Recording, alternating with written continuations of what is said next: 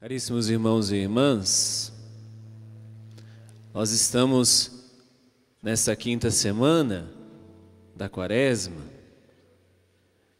e no ano C, o ano litúrgico é dividido em 3 partes, em 3 anos diversos.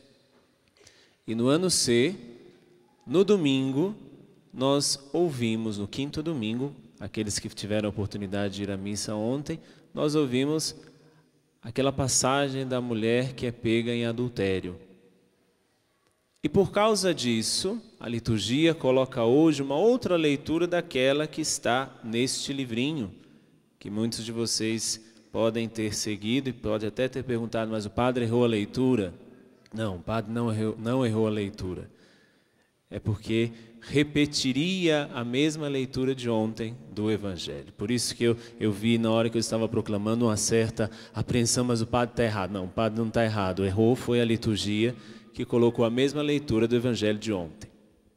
Mas a continuidade do Evangelho de ontem, justamente o Evangelho no qual a mulher é pega em adultério, Jesus hoje começa a dar o seu testemunho. Nós estávamos ontem no capítulo 8, hoje no capítulo 12 de São João, porém na liturgia a sequência é uma outra, não dos capítulos, mas aquilo que tem os assuntos diversos. Jesus diz no Evangelho de hoje, eu sou a luz do mundo.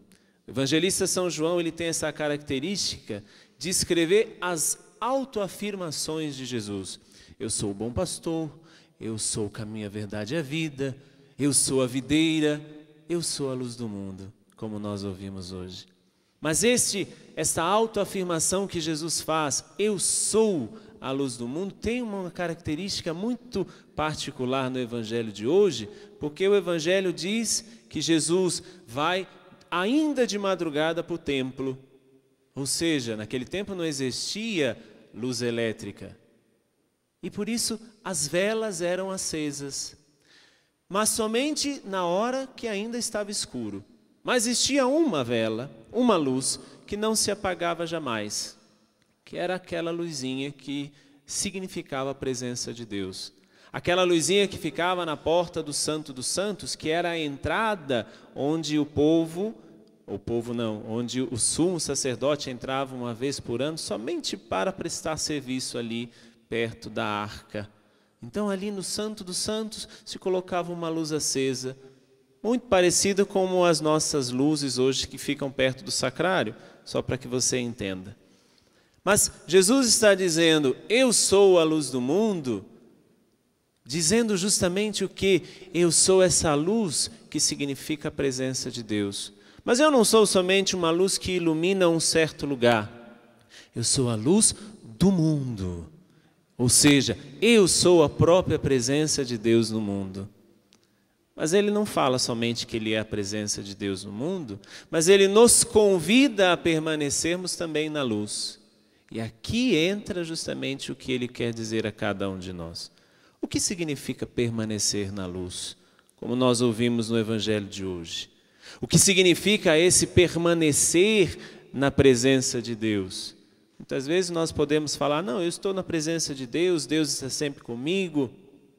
Mas existem algumas coisas que eu vou passar para vocês nessa liturgia, para que nós percebamos se estamos ou se não estamos na presença de Deus, se estamos ou se não estamos na luz que é o Senhor. A primeira característica, essa vem da primeira leitura que nós ouvimos, comprometer-se com a verdade. Como às vezes é difícil comprometermos com a verdade. Por quê? Porque a verdade muitas vezes nos coloca expostos.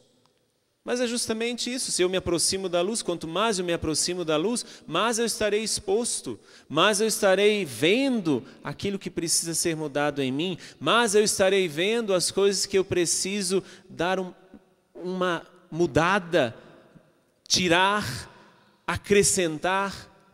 E como é difícil comprometermos com a verdade nossa. Quando nos comprometemos com a verdade nossa, nos comprometemos também com a verdade do outro. Nós ouvimos na primeira leitura que foi levantado um falso testemunho contra Susana.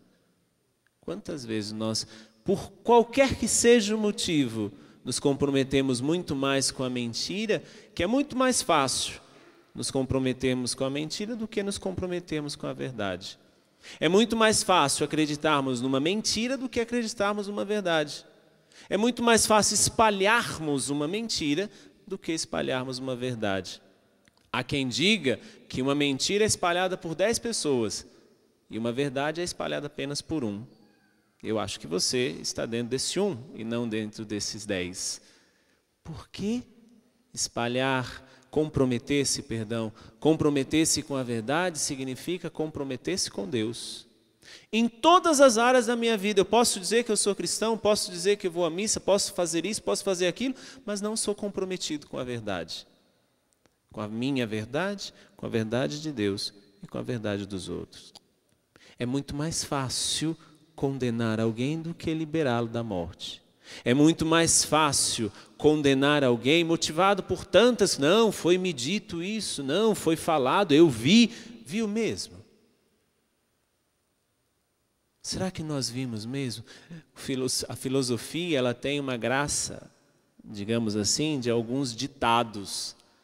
Para nos comprometermos com a verdade, naquilo que nós ouvimos, nós precisamos peneirar a coisa. Peneirar na verdade, peneirar na bondade, peneirar na utilidade. Aquilo realmente é verdade? Aquilo realmente é bom? Aquilo realmente vai me ser útil? Comprometer-se com a verdade para permanecer na luz. Mas permanecer na luz significa permanecer com Jesus também, segunda característica. Permanecer com Jesus é a verdadeira conversão. Jesus vai dizer, eu não dou testemunho de mim, é o Pai que me enviou que dá testemunho de mim, mas vós não me conheceis, nem conheceis nem menos ao Pai. Permanecer com Jesus significa não apenas voltar. A conversão que a Quaresma nos chama a voltar, sim, mas não basta voltar. Eu preciso voltar e permanecer. Aí sim eu vou começar a viver uma conversão autêntica. Aí sim eu vou dizer que eu estou entrando no ritmo de Deus. Aí sim eu vou dizer que o ritmo de Deus é o mesmo ritmo meu. Porque quando nós voltamos, nós não queremos permanecer porque às vezes as coisas são mais difíceis aqui. São mais exigentes. São certas coisas que eu preciso deixar, são certas coisas que eu preciso eliminar, são certas coisas que eu preciso renunciar. Permanecer com Deus é fazer um passo, na verdade, de uma verdadeira conversão. Voltar, sim, mas não volte com tudo que você tem trazido. Deixe as coisas lá e entra no ritmo do permanecer. E a terceira coisa. Se eu permaneço em Jesus, se eu me comprometo com a verdade, se eu sou luz do mundo, como Jesus nos pede, o que eu preciso renunciar que é trevas? Não se engane. O que na tua vida ainda é trevas?